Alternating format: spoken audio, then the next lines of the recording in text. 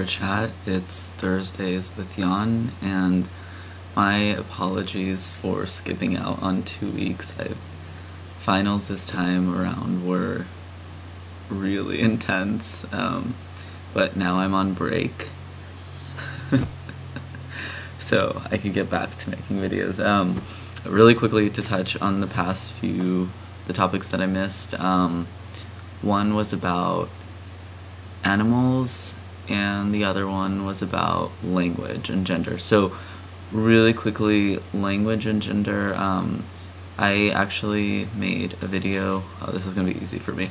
I made a video about this on my personal channel a few months ago.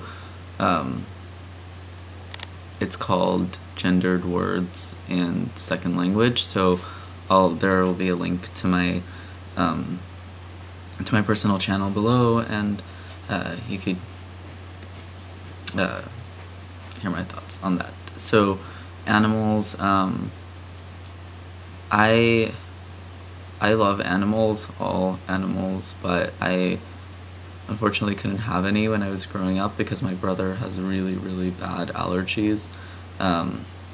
So we tried to have a cat for a little while, and his name was Mishka, and he was super cute, but the cat only wanted to sleep with my brother in bed, and my brother loves animals too, so thankfully I grew up in an apartment building, and my friend Masha, who I made a video with, always had a house full of birds and cats and dogs, and I just hung out there all the time. And my grandparents had a dog, and I hung out with them all the time as well. So yeah, when I moved out of my parents' place the first time around, my brother actually at one point, when he wasn't living there anymore, decided that his love for animals outweighed his allergies, and so he just brought a dog home with shorter fur and decided that he would get used to it because he had heard that somebody else did, and he did. Maybe his allergies subsided over the years, but and now he's able to have a dog at home too, and I don't think he's taking any medication for it. So I have a dog named Frida, and in my day in the life of Jan video, there's a quick snapshot of her, and she's the best dog in the world. This dog is like ridiculously adored by everyone in this house. So that's that. Okay, this week, let me get my notes here. This week the topic is Don't Ask, Don't Tell, genderqueer in the military, would I join, my thoughts on the military. So Don't Ask, Don't Tell, great, fantastic. Do I think that it's a step forward for the military? Yes, sure, why not? Do I think it'll change military culture overnight? That might be a bit of a stretch. Yeah, in terms of the language shifting and the military being rid of homophobic slurs, terms like fag and sissy are tossed around within the military and on a regular basis. I even think that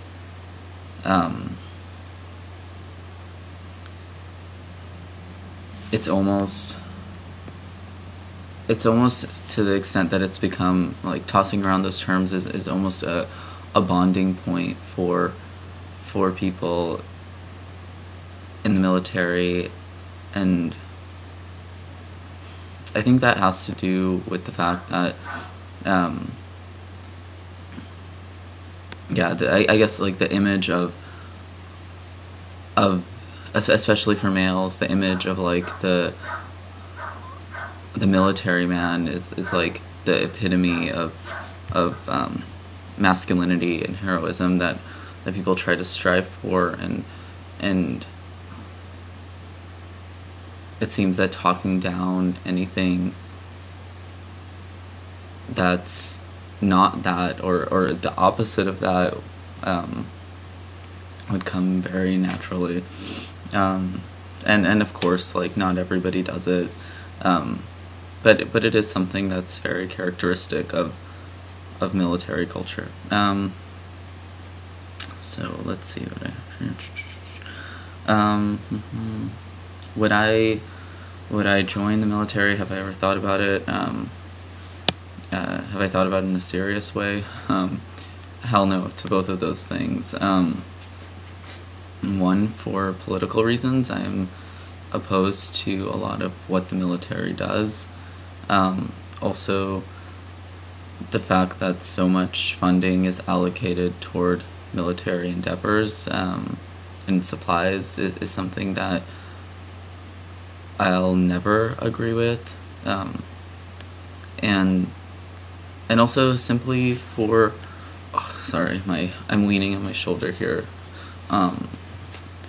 Simply because that level of discipline and, when I say brainwash, is not a life for me, or a good life for me. Like, I can't even follow a curriculum.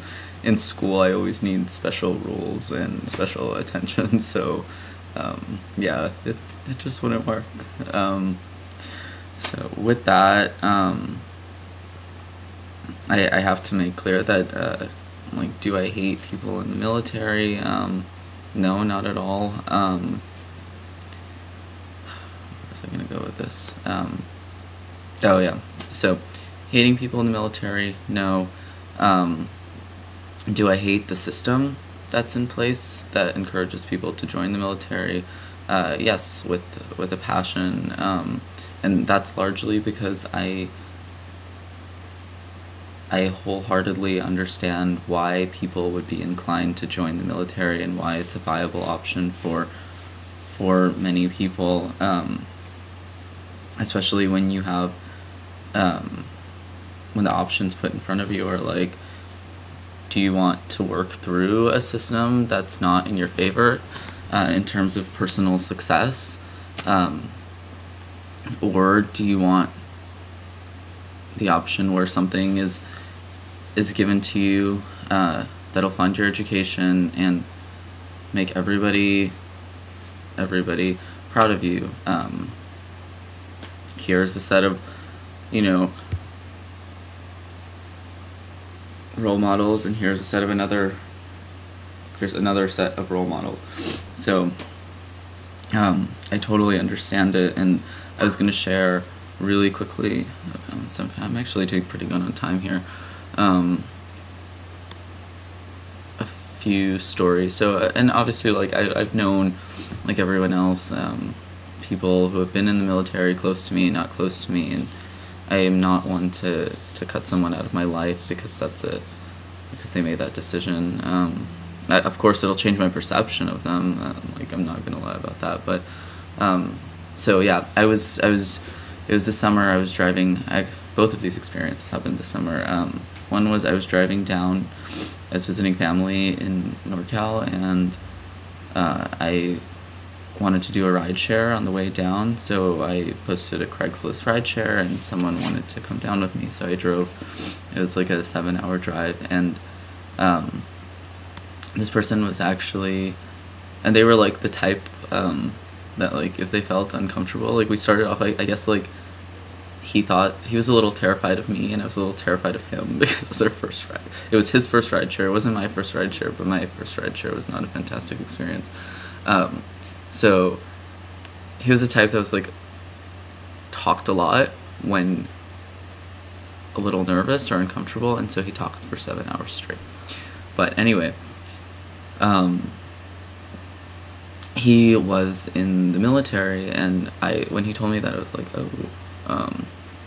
But we actually had a really fantastic conversation the entire time down, and he shared, like, a lot of his viewpoints, and I mean, I obviously, like, we talked about gender stuff, and he told me that he had been in places where people disagreed with the military so much that they would, like, literally spit on him, like, if he took the metro somewhere and they found out, and I'm completely against that type of behavior. Like, as much as I might disagree with the actions of the military. Like, I find that type of protest to be, well, one, I don't find it to be productive at all, and I also think that it just builds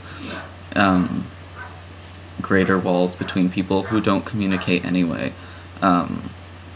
So my approach is always open dialogue, open, healthy dialogue, and so I thought that what happened in the car that one day was great. And another time when I was in close proximity with lots of military personnel was when also this summer, my brother volunteers for the Muscular Dystrophy Association every year, and so we were going to kind of bond, and I was going to do it with him since I took the summer off, and he, for some reason, failed to mention that everybody there was, or a lot of the counselors, the camp counselors, which is what we were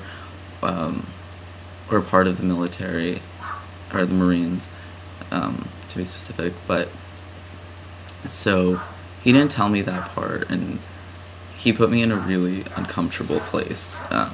Everybody was really, really nice to me, but some of the things that they said were, yeah, I guess if they weren't,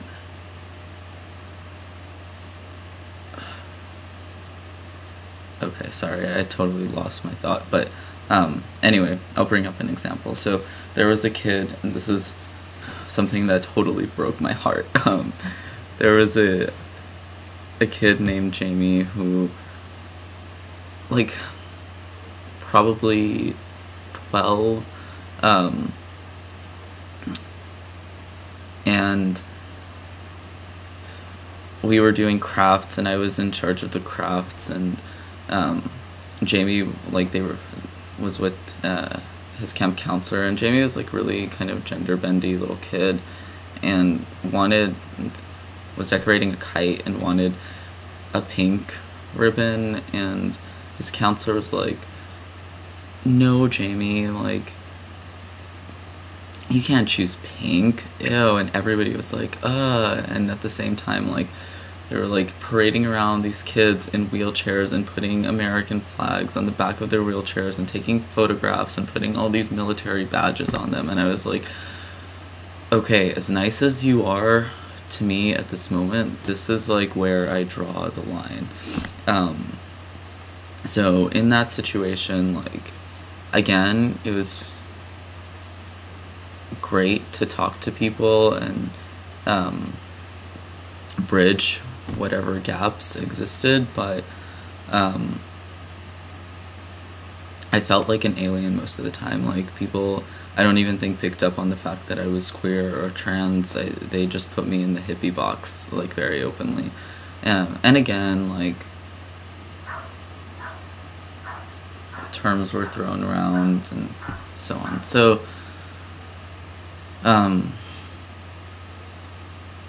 yeah, I guess with both of those stories, open dialogue is important. I think that that's like the only way to really solve problems and to reach any form of understanding or encourage any change